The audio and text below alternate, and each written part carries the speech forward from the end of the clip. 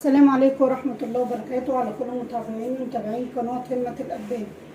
هنبدأ يومنا النهاردة بالصلاة على الرسول. اللهم صل وسلم وبارك عليك يا حبيبي يا رسول الله. النهاردة هنعمل زبادي عشان السحور. كل سنة وانتم طيبين. بدل ما نجيب الزبادي من بره غالي، العلبة بقت ب12 جنيه، قلنا نعمله احنا في البيت.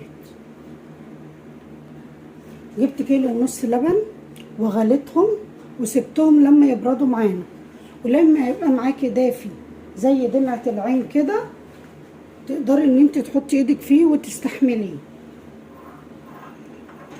جيبي بولة صغيرة وحطي فيها كبشتين حلوين كده من الحليب،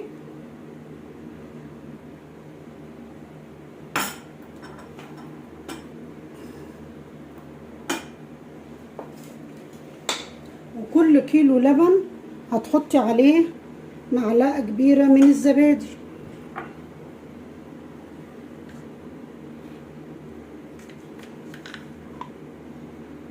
هي اول مرة بس بتشتري علبة زبادي، وبعد من كده او تحطي علبة صغيرة من دي، وبعد كده بتاخدي الخميرة من الزبادي اللي بتعمليه كل يوم، وهتحطي لكل كيلو لبن معلقة كبيرة من السكر البودرة او السكر العادي اللي متواجد عندك حطيه. هيبقى طعمه معاكي زي اللي بتجيبيه من المحلات بالظبط. ودوبيه كويس، قلبيه لغايه ما يدوب معاكي، او تضربيه في شفشق الخلاط، عندك الهاند بلندر اضربي بيه، مفيش اي مشكله. قلبي كويس لغايه ما يتجانس معاكي ويبقى كل الخليط واحد وينعم معاكي، ما يبانش الكتل بتاعه الزبادي لغايه ما تختفي معاكي خالص.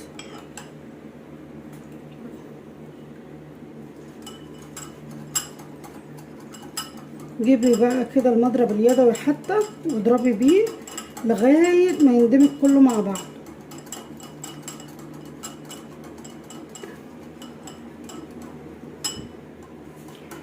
كده بعد ما دب معانا خالص وتجانس مع بعضه هفضيه على بقيه اللبن،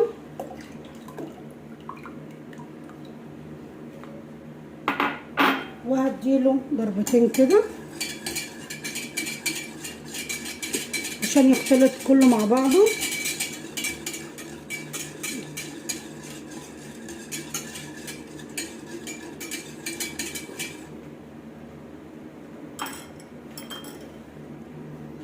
وبعد كده جيبي المجات واغسليها ونشفيها كويس وفضي فيها بقى اللبن،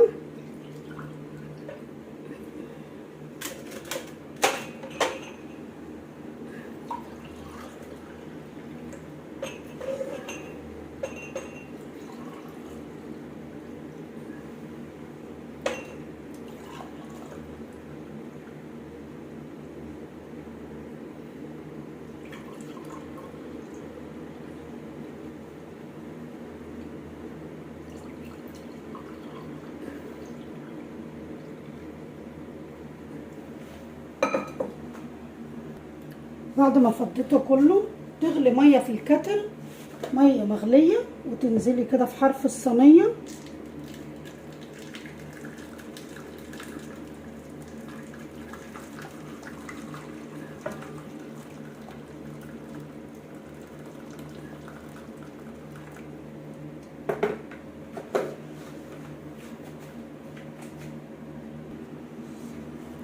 وتغطي عليه وتدخليه الفرن.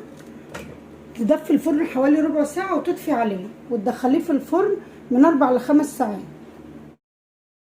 وبكده بعد ما طلعنا الزبادي من الفرن هنحطه في التلاجة لمدة 3 ساعات وارجع لكم تاني. ادي الزبادي طلع اهو، بصوا القوام، بصوا ادي قوام الزبادي، بصوا كريمي ازاي وجميل متماسك وحلو واوفر من بره بكتير، دلوقتي العلبة بتجيبها ب12 جنيه، بتتكلف معاكي. هتجيبي كيلو اللبن هيعمل معاكي، انا جايبة كيلو ونص، عمل معايا 7 كوبايات اهو. وفر لو حسبتيهم، اوفر بكتير من بتشتريه. كل سنة وانتم طيبين، رمضان كريم عليكم جميعا يا رب، وعلى الأمة الإسلامية كلها. السلام عليكم ورحمة الله وبركاته.